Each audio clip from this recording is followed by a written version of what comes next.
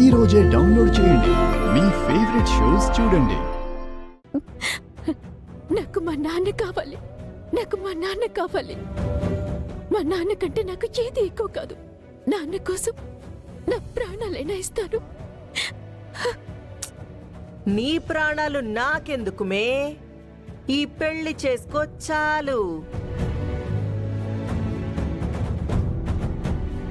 చేసుకుంటాను పెద్దమ్మా. నువ్వు చెప్పినట్టు ఆ మినిస్టర్ని పెళ్లి చేసుకుంటాను.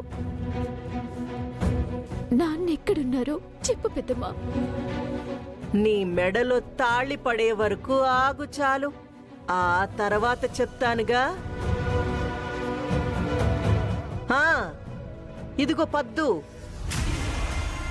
పెళ్ళయ్యే వరకు ఈ విషయము మా నాన్నకి కానీ మీ అమ్మకి కానీ తెలియకూడదు.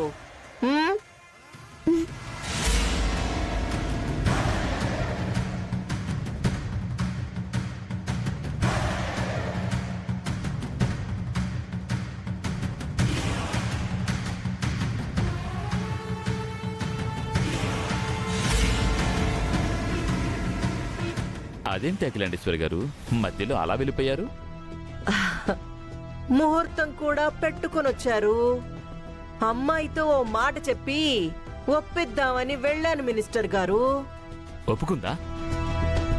మీరంత ఇష్టపడ్డాక ఒప్పించకుండా ఉంటానా?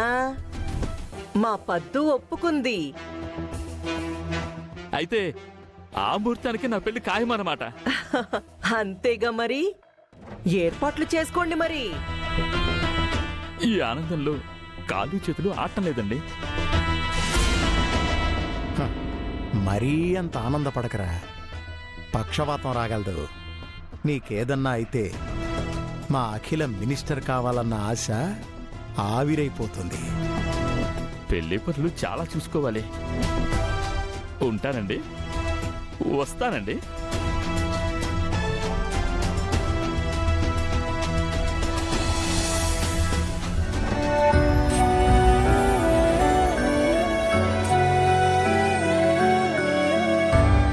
అబ్బబ్బబ్బబ్బబ్బా, కూర అద్దిరిపోయిందమ్మా. నీ చేత్తో ఏం చేసినా సరే కొత్తగానే ఉంటుంది. ఏమ్మా అలా ఉన్నావు? ఒంట్లో బాలేదా? నాకు బాగానే ఉందిరా.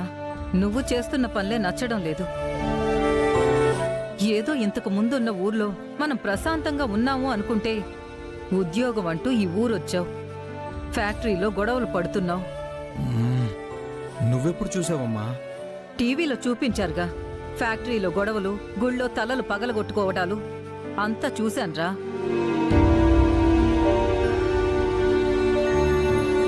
నీదసలే ఉడుకు రక్తం. మనవాళ్లు కాకపోయినా ఎవరికి ఎక్కడ అన్యాయం జరిగినా నేనున్నానంటూ ముందుకు వెళతావు. రోజు రోజుకు నీకు అఖిలాండేశ్వరికి మధ్య ఏదో ఒక విషయంలో గొడవ. నీకు తెలియకుండానే నువ్వు తనకి శత్రువైపోతున్నావు. ఒరే నాన్న, నీకేదైనా అయితే నేను తట్టుకోలేనురా. మనం ఈ ఊరు వదిలి వెళ్ళిపోవాలనే నిర్ణయించుకున్నాను.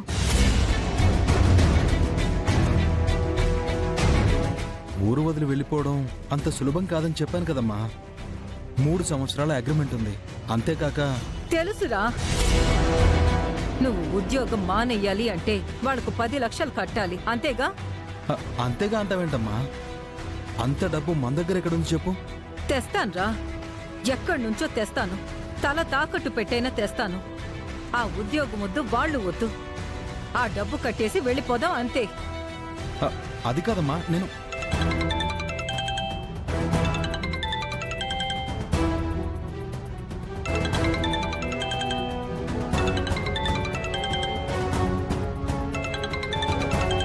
హలో బాబు, నేనే మ్యాగీ వాళ్ళ తాతయ్యని.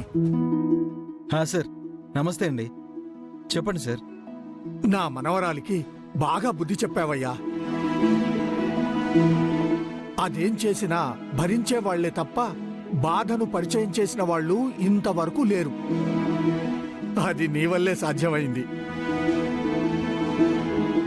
తల్లి నుంచి వారసత్వంగా తీసుకున్న పొగరు తనకింకా తగ్గలేదు. అది తగ్గించాలంటే నీలాంటి వాడే ఉండాలి.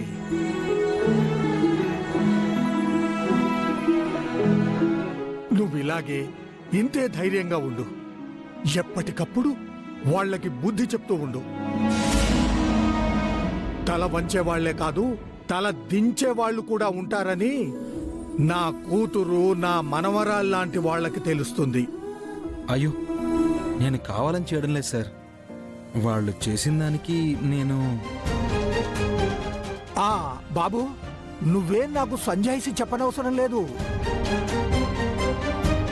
నా కూతురు గురించి, నా మనవరాలు గురించి నాకు తెలీదా?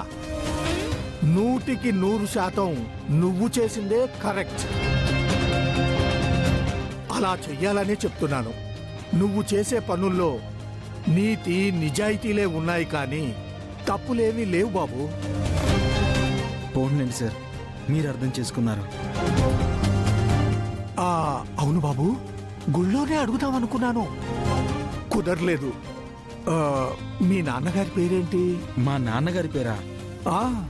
అది అమ్మా. అన్నం తినేటప్పుడు ఫోన్ మాట్లాడొద్దని ఎన్నిసార్లు చెప్పాలరా నీకు? ప్రశాంతంగా తినలేవా? హలో హలో హలో హలో, ఇదేంటి ఉన్నట్టుండి ఫోన్ కట్ అయింది? ఏమోలే, ఆ ఇంటి దగ్గర సిగ్నల్స్ ఉన్నాయో లేవో. తినేటప్పుడైనా ప్రశాంతంగా తినరా. రోజు మొత్తం మీద ఎన్ని పనులు చేసినా, ఎన్ని టెన్షన్లు ఉన్నా, ఓ ముద్ద అన్నం తినేటప్పుడైనా కాస్త మనశ్శాంతిగా తినాలి. రే, నీకు మాట చెప్తున్నాను, బాగా గుర్తుపెట్టుకో. మీ నాన్న పేరు కానీ, మన వివరాలు కానీ ఎవ్వరడిగినా చెప్పొద్దు. ఏమ్మా, ఎందుకు చెప్పొద్దు? చెప్తే ఏమవుతుంది? కాలం చెప్పాల్సిన సమాధానాల్ని మనుషులు చెప్పలేరు. గతం భవిష్యత్తుకి అడ్డం పడకూడదు అంటే మీ అమ్మ మాట విను. మరీ ముఖ్యంగా ఆ అఖిలాండేశ్వరి వాళ్ళ దగ్గర అస్సలు చెప్పొద్దు. చెప్పనని మాటివ్వు.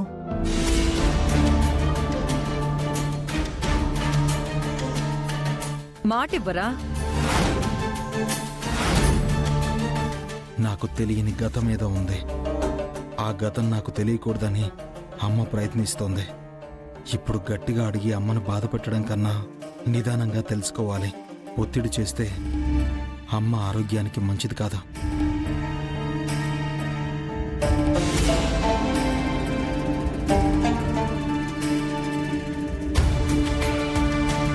చెప్పనమ్మా, నీకు మాటిస్తున్నాను. మన వివరాలు కానీ, నాన్న గురించి కానీ ఎవ్వరికీ ఏమీ చెప్పను.